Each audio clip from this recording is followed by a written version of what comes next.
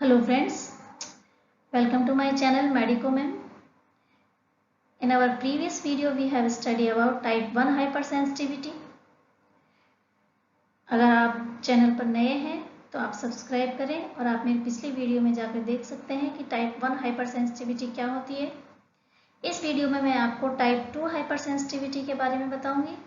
Type 2 hypersensitivity का general features क्या होते हैं और इसका मैकेनिज्म्स क्या है।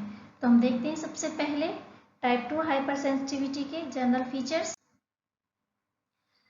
टाइप 2 हाइपरसेंसिटिविटी को हम साइटोटॉक्सिक भी बोलते हैं। इसके अलावा इसमें जो एंटीबॉडीज इन्वॉल्व होती है वो कौन से होते हैं, IgG और IgM एंटीबॉडीज बनते हैं। अब इस हाइपरसेंसिटिविटी को साइटोटॉक्सिक भी बोलते हैं और एंटीबॉडी मीडिएट भी बोलते हैं। क्यों बोलते हैं? क्योंकि इसमें जो एंटीबॉडीज प्रोड्यूस होते हैं वो कैसे होते हैं, अगेंस्ट सरफेस एंटीजन। मतलब कोई भी सरफेस है, मान लो आरबीसी है, आरबीसी के सरफेस पर कोई एंटीजन्स अटैच है तो उसके अगेंस्ट क्या बनते हैं, एंटीबॉडीज बनते हैं। इसलिए इस हाइपरसेंसिटिविटी को क्या कहेंगे, एंटीबॉडी मीडिएटेड भी कहेंगे। ठीक है, सरफेस एंटीजन्स भी हो सकते हैं या फिर ECM भी हो सकते हैं। ECM का मतलब होता है एक्स्ट्रा सेलुलर मैट्रिक्स। ठीक है, उसके ऊपर भी क्या हो सकते हैं, एंटीजन्स लगे हो सकते हैं या फिर कोई भी आरबीसीज है उसकी सरफेस पर एंटीजन्स अटैच है तो उसके अगेंस्ट क्या बनते हैं, इसमें एंटीबॉडीज बनते हैं। इसमें जो एंटीजन होता है वो क्या होता है, दोनों टाइप्स के होते हैं, इंट्रिंसिक भी होता है और एक्सोजीनस या एक्सट्रिंसिक भी हो सकता है। इंट्रिंसिक से क्या मतलब होता है कि कई बार क्या होता है कि हमारी बॉडी के अंदर कुछ मतलब एंटीजन्स ऐसे होते हैं जिनको हमारा इम्यून सिस्टम ये रिकॉग्नाइज करने में अनेबल होता है कि ये हमारी बॉडी के ही एंटीजन है, ये हमारे लिए नुकसानदायक नहीं है, लेकिन फिर भी हमारा जो एंटीबॉडीज है उनके अगेंस्ट क्या बना लेता है, एंटीबॉडीज बना लेता है। तो इससे क्या होता है, फिर हिमोलाइसिस होने के चांसेस होते हैं। तो ये कौन सी डिजीज होती है, ये होती है ऑटो इम्यून जो डिजीज होती है उसमें ये कंडीशंस देखने को मिलती है। इसके बाद होता है एक्सोजीनस। एक्सोजीनस में क्या हो सकता है, जैसे भी कोई हमने ड्रग्स वगैरह ली, कोई दवाई वगैरह लेते हैं तो वैसे तो ड्रग्स के सारे ट्रायल वगैरह लेकर ही हमें यूज करते हैं, लेकिन फिर भी क्या होता है कई बार ड्रग्स की रिएक्शंस देखने को मिल जाती है। तो उस ड्रग्स का कोई प्रोटीन पार्टिकल हमारी आरबीसी के सरफेस पर क्या हो जाता है, अटैच हो जाता है और उसके अगेंस्ट फिर क्या होता है, एंटीबॉडीज डेवलप होते हैं और फिर एंटीबॉडीज बनने के बाद क्या हो जाता है, एंटीजन एंटीबॉडी कॉम्प्लेक्स बनता है और फिर बाद में क्या होता है, सेल डिस्ट्रक्शन होने लग जाता है। ठीक है, इसके बाद हम देखते हैं इसके टाइम के अकॉर्डिंग। तो टाइप 2 टाइप की जो हाइपरसेंसिटिविटी है उसके टाइम के अकॉर्डिंग हम देखें तो इसमें जो रिएक्शंस अपीयर होने में टाइम लगता है वो क्या होते हैं, इसमें 5 to 8 आवर लगते हैं। ठीक है, इसके जो एग्जांपल्स हम देखते हैं मेनली किस किस में देखने को मिलती है हमें टाइप 2 हाइपरसेंसिटिविटी, ब्लड ट्रांसफ्यूजन हो गया या फिर हीमोलाइटिक एनीमिया हो गया। ठीक है, ऑटो इम्यून डिजीज है, इनमें हमें टाइप 2 टाइप की हाइपरसेंसिटिविटी देखने को मिलती है। अब हम देखते हैं कि इसके जो मैकेनिज्म्स है कितने टाइप्स के हैं और किस किस तरह से इसका मैकेनिज्म्स है। इसको जो मैकेनिज्म है वो 3 टाइप्स का है। First is complement dependent inflammation, second है कॉम्प्लीमेंट डिपेंडेंट साइटोटॉक्सिक और थर्ड है ओपोनाइजेशन। ठीक है, तो हम 1 by 1 करके तीनों का देखते हैं एक बार। फर्स्ट मैकेनिज्म है इसका कॉम्प्लीमेंट डिपेंडेंट इन्फ्लामेशन। ये किस तरह से होता है इसका मैकेनिज्म, स्क्रीन पर आपको ये फिगर दिख रहा है, इसके थ्रू इसको समझाने की कोशिश करती हूँ। ये बहुत ही शॉर्ट और स्वीट है, अगर आप इसको समझेंगे तो अच्छे मार्क्स ला सकते हैं एग्जाम में और आई होप आपको ये समझ में आएगा। सबसे पहले देखते हैं ये क्या है, एक आरबीसी है और इसकी सरफेस पर ये क्या लगे हुए हैं, एंटीजन। ये एंटीजन कौन से हैं, जैसे कोई ड्रग इंड्यूस हुई, ड्रग ली, ठीक है, तो ड्रग्स के कोई प्रोटीन्स है या ड्रग्स की जो एंटीजन है वो क्या हो गए, इस पर स्टिक होकर लग गए आरबीसीज की सरफेस पर, तो ये क्या हो गया, ड्रग कोटेड आरबीसीज हो गए। जैसे ही आरबीसीज की सरफेस पर ड्रग्स के कोई पार्ट क्या हो जाएंगे, स्टिक हो जाएंगे, तो हमारा इम्यून सिस्टम उसके अगेंस्ट क्या बनाएगा, एंटीबॉडीज बनाएगा। ठीक है, इसको हम बोलेंगे drug induce antibodies. Drug induce antibodies ये क्या होंगे, ये फिर एंटीजन से कॉम्प्लेक्स बना लेंगे, एंटीजन एंटीबॉडी कॉम्प्लेक्स बन गया। इसके बाद एंटीजन एंटीबॉडीज कॉम्प्लेक्स बनने के बाद क्या बनेगा, एक कॉम्प्लीमेंट सिस्टम बनेगा। कॉम्प्लीमेंट सिस्टम का एक अलग से टॉपिक है, इसको मैं अपने नेक्स्ट वीडियो में आपको प्रोवाइड करवाऊंगी, ठीक है।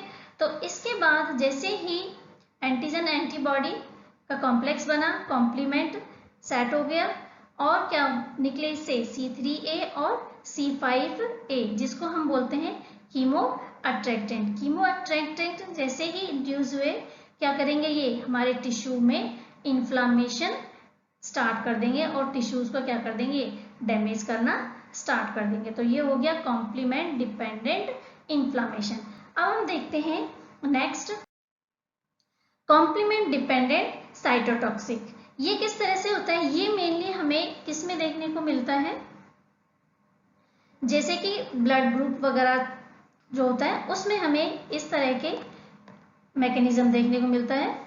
इसको समझने की कोशिश करते हैं। जैसे ये आरबीसी टारगेट सेल है, इसके ऊपर ये एंटीजन लगे, मान लो ये किसी पर्सन का क्या है, ए ब्लड ग्रुप है, ए ब्लड ग्रुप है, तो उसके सरफेस पर क्या लगे हुए हैं, ए एंटीजन्स लगे हुए हैं।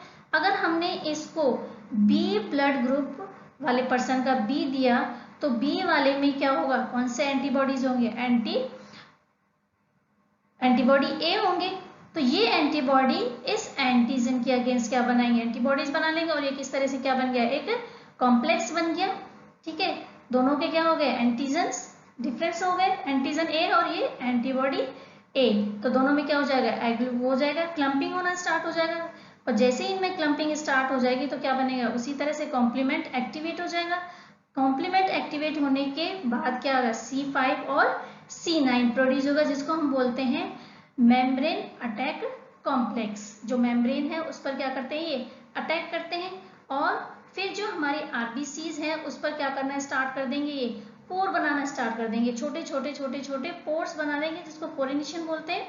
और इस तरह से क्या हो जाएगी, आरबीसीज क्या हो जाएगी, डिस्ट्रैक्ट होना स्टार्ट हो जाएगी, धीरे धीरे क्या हो जाएगी, उसको नष्ट होना स्टार्ट हो जाएगी। अब ये इसमें ब्लड ग्रुप का है, मैंने बताया था, तो ब्लड ग्रुप का एक अलग ही टॉपिक है, तो इसको आपको डिटेल में पढ़ना पड़ेगा, इसका भी मैं आपको वीडियो प्रोवाइड करवा दूंगी।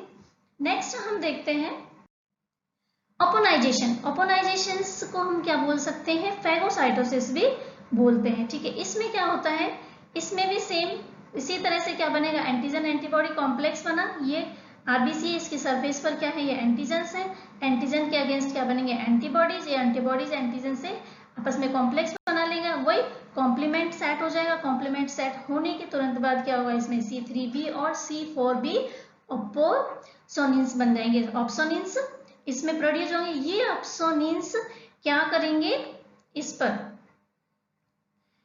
लग जाएंगे, जो एंटीजन एंटीबॉडीज का जो कॉम्प्लेक्स है इसकी एंटीबॉडीज की सरफेस पर यहाँ पर स्टिक हो गई है।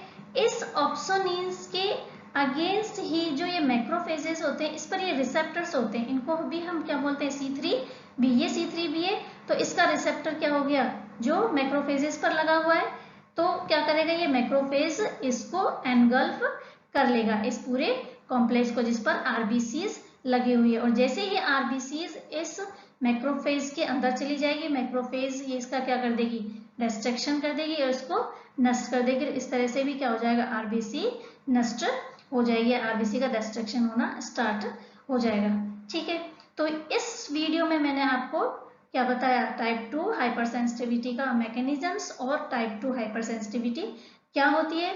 आई होप आपको ये वीडियो समझ में आया होगा। अगर आपको इस वीडियो में कोई बात समझ में नहीं आई है या इससे रिलेटेड कुछ आपके दिमाग में कुछ क्वेरीज हैं, तो आप कमेंट्स बॉक्स में जाकर के कमेंट्स लिख सकते हैं। आज के लिए इतना ही, नेक्स्ट वीडियो में मैं आपके लिए दूसरा टॉपिक लेके आऊँगी। ये वीडियो आपको पसंद आया है तो आप इसे लाइक करें और सब्सक्राइब करें। Thank you for watching.